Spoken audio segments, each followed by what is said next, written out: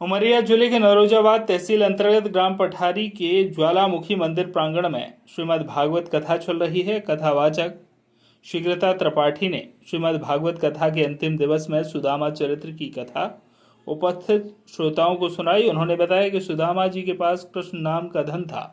संसार की दृष्टि में सुदामा गरीब तो थे, लेकिन दरिद्र नहीं थे।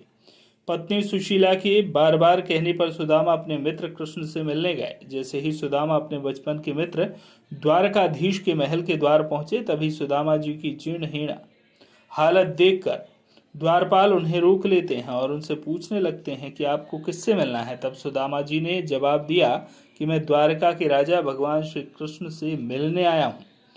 आपके राजा मेरे बचपन के मित्र हैं। सुदामा जी के द्वारपालों से कहने पर आप जाकर मेरा संदेश अपने राजा भगवान श्री कृष्ण तक पहुंचा दो कि उनके बचपन का मित्र उनसे मिलने आया है। तब द्वारपालों ने भगवान श्री कृष्ण के पास जाकर सुदामा के बारे में बताया। भगवान श्री कृष्ण ने जैसे ही सुदामा का नाम सुना तो वे सुदामा से मिलने के लिए दौड़ पड़े और उनको अपने गले से लगा लिया और अपने साथ उनको महल के अंदर ले गए तथा उनको आसन में बिठाकर सुदामा जी की खूब खातिरदारी की। बाद में भगवान श्री कृष्ण ने सुदामा से पूछा कि मेरी भाभी ने मेरे लिए क्या भेजा है। तब सुदामा जी ने कहा कि कुछ भी नहीं भेजा। तब भगवान श्री कृष्ण की नज़र सुदामा जी की पोटली पर पड़ी और उन्होंने सुदामा जी से चावल की पोटली ले ली और एक एक करके 2 मुट्ठी चावल भगवान श्री कृष्ण ने ग्रहण कर लिया।